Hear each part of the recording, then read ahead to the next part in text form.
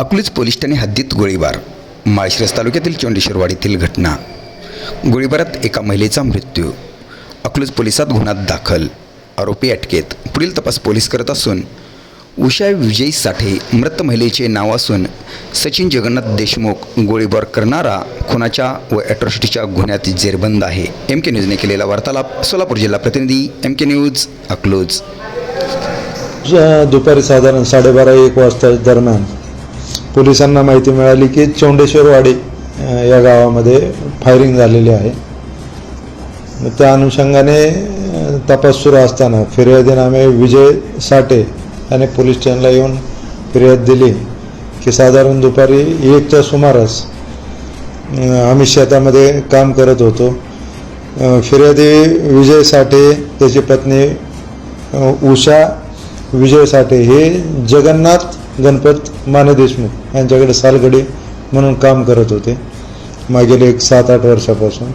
तर त्यांच्या शेतामध्ये फवारणी करत असताना त्यांना अचानक गोळीचा आवाज आला आणि ते येऊन बघितलं त्यांनी. तर त्या ठिकाणी सचिन जगन्नाथ देशमुख याच्या हातामध्ये पिस्टल होतं आणि फिर्यादी विजय साठे याची पत्नी उषा साठे ही रक्तात थरवत पडली होती.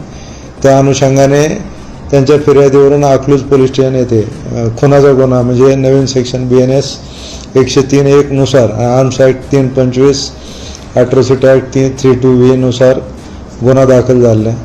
त्यानुसार गुन्ह्यात तपास चालू आहे. सध्या आरोपी ताब्यात मिळालेला असून त्याकडे चौकशी करत आहे.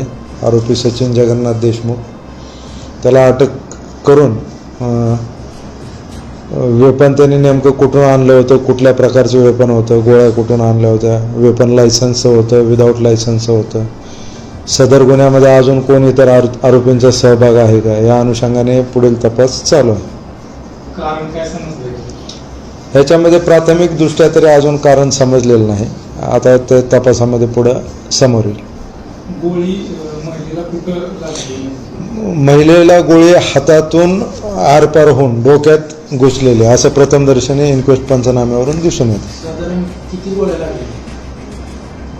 वाऊंडची संख्या जर पाहिली तर डोक्यात 1 वाऊंड आहे, त्यावरून असं वाटतं 1 असू, पण त्याचे डिटेल आपल्याला PM नंतरच लक्षात येईल. आत्ता सांगणं योग्य नाही.